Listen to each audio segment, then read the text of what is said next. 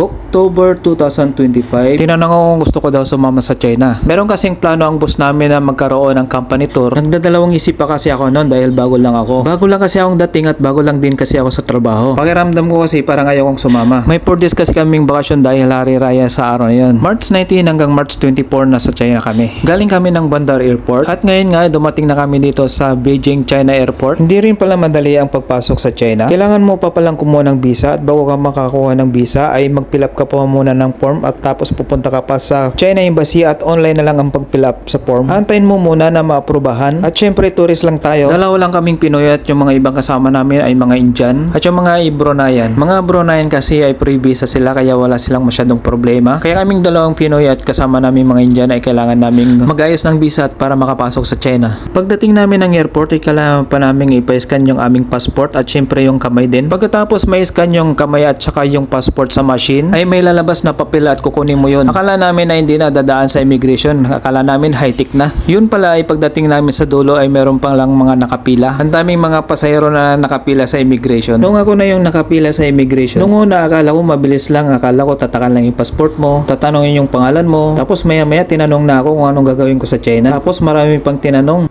Medyo kinabahan ako. Sabi ko may company tour kami. Tinanong kung sino yung mga kasama na. Tsaka kung ano-ano pa yung tinatanong. Alam mo may trauma na ako sa immigration sa Pilipinas pa lang ay sobrang higpit na. Ganon din pala sa China. Pagka tourist visa ka kasi marami silang tinatanong. Noong nasagot ko na yung mga tanong niya, iniskan yung daliri ko at pinicturan ako. Maya-maya ay tinatakan na rin yung passport ko. Sa akin nabot yung passport ko at pinadaan ako. Medyo nakahinga ako ng malawag at natanggal yung kaba ko. Malamig din pala sa China paglabas pa lang namin ng eroplano. Parehas lang din pala ng oras sa Pilipinas. Pag bago ka talaga sa lugar, talagang maninibago ka.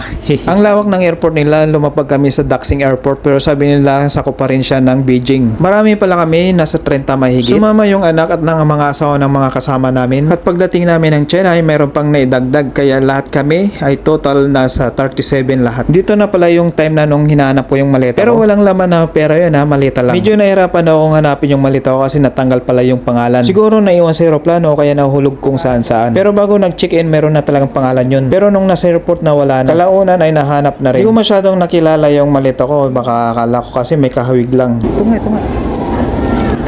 Ba't wala ng pangalan? Baka natanggal dun. Kasi meron to nung ano eh. Tinanggal. Ito yung aking lock. Yan, ito yung sure pen. Kunin ko na. Sige.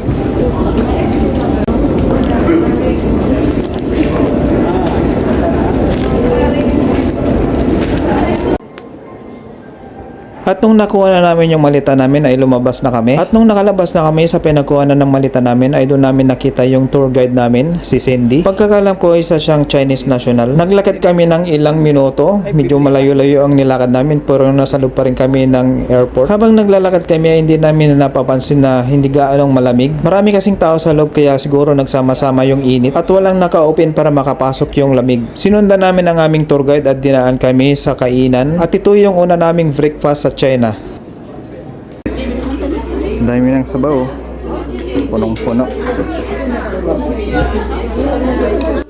At ito yung una kong paggamit ng chopstick. Sauce yata. Toyo. Baka toyo. At ito nga pala yung una naming almusal, napakaraming sabaw. Gusto kong kumain ng kanin pero wala daw. Hindi kasi ako sanay kumain na puro noodles lang. Gusto ko talaga laging may kasamang kanin. Pero unfortunately wala palang kanin. Ganito ang paggamit ng chopstick. Nagtuturo na akong gumamit ng chopstick pero first time ko lang gumamit ng chopstick. Kaya na nga muna.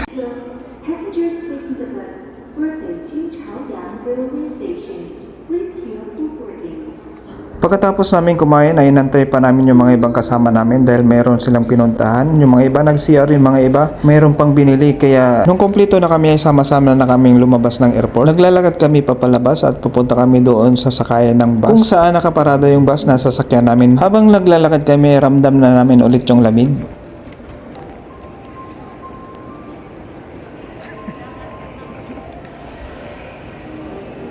Sa UE.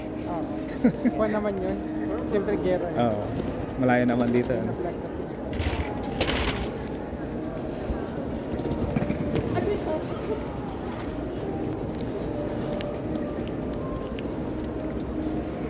Malamig dito. Ha? Malamig dito. Oh, lumalamig na. Malapit na siguro yung ano rito. Ayun oh, open yata. Open na. Open na. Ay, tiyan. Doon sa taas.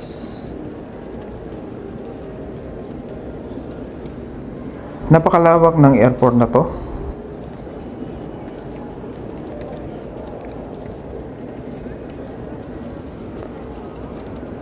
Plus maybe.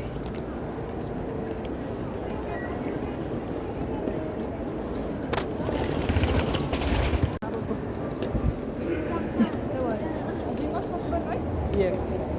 Asim. Asim. Asim.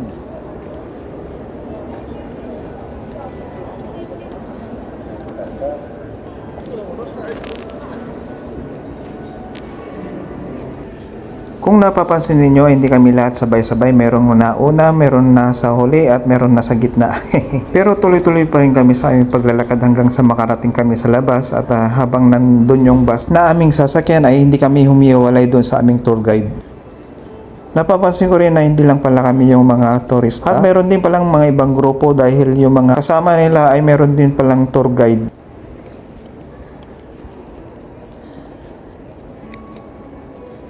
Nakita mo yung security guard doon na ano? Oo. Di gumagalaw. Oo.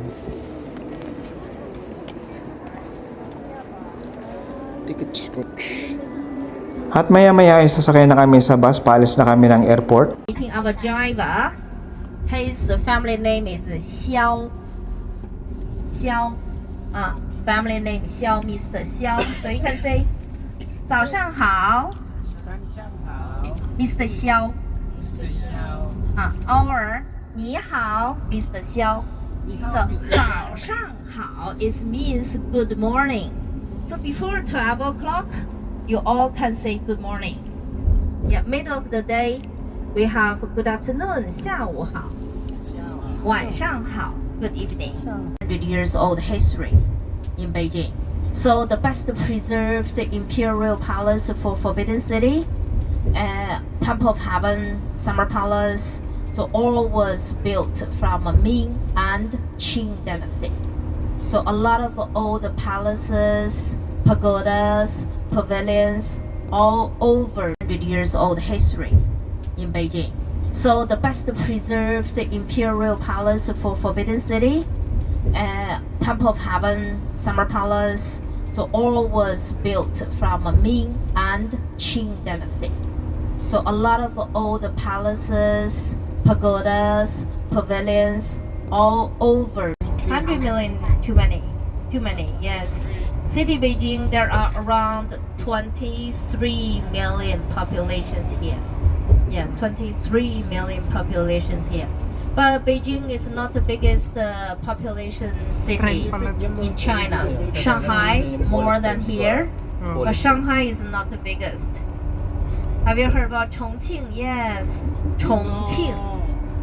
Habang nasa biyahe tayo, napansin ko na parang malawak yung kalupaan. Kumbaga, mayroong pagkahawig ito sa Middle East, sa Saudi na napuntahan ko. Kaya lang ang pagkaiba dito, mayroong mga puno na walang dahon. Dahil siguro katatapos lang ng winter, kaya yung mga dahon ng mga puno ay nagsilaga. Baliktad nga pala rito, sa loob ng bus mainit, pero sa labas malamig. Kanina ay meron tayong nasalubong na train. Ito daw yung tinatawag nilang bullet train. Pagkakalam ko ay dadan din yun ng airport. At ang napansin ko, ang mga sasakyan dito ay nasa kaliwa yung driver, katulad din sa Pilipinas. Pero bakit sa Hong Kong nasa kanan yung driver? Di ba ang Hong Kong at China ay magkadikit lang?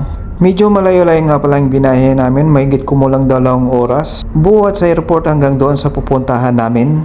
At ngayon ay nakababa na kami sa bus at pupunta na kami doon sa pupunta namin, doon sa parang temple. Hindi ko kasi masyadong narinig yung sinasabi ng tour guide namin kung saan kami pupunta. Hindi kasi ako nakinig at busy ako sa paligid. Ang dami din palang mga tao rito, parang nasa Manila lang din. Alam mo yung naninibago na naman sa lugar, galing ka ng Brunei, napakakunting tao. Pagdating mo dito ng China, napakaraming tao. Tapos napakalamig dito at marami din kang makikita ng mga street vendors. Pero meron din silang pwesto, kaya naka-organize yung mga nagtitinda maayos at hindi nakaharang sa daan. Gusto ko sanang bumili para matry yung mga tinitinda nila. Kaya lang baka maiwanan ako ng mga kasama namin kasi tuloy-tuloy yung paglakad nila. Medyo malayo-layo din kasi yung lakaran buhat doon sa binabaan namin ng bus hanggang doon sa pupuntahan namin. Kung napapansin nyo yung mga yellow bike na nandyan na nakapark ay hindi yan binibenta.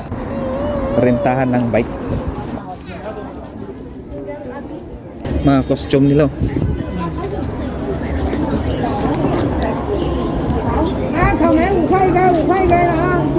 Costume. Yung mga magaling magkarate. Di ba yung mga sa TV? Parang sa TV sa din na. Oo. Bakit maraming inchik dito? Bakit maraming inchik dito? Yes. Wheeler and Suri. Nah, boleh ya?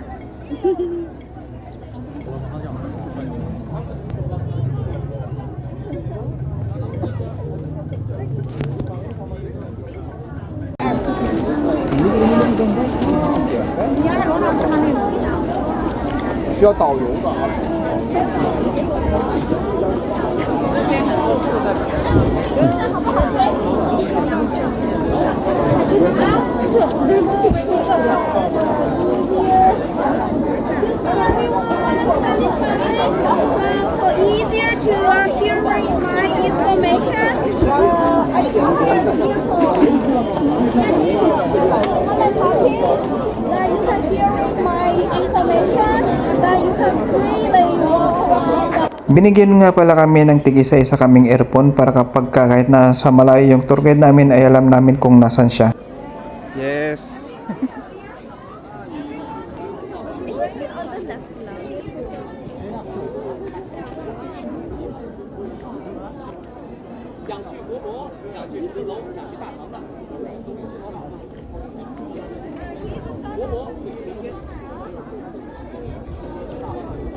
At ngayon ay nakapasok na nga pala kami dito sa temple at subaybay ninyo ang karugtong ng ating video dito sa Beijing, China 2026.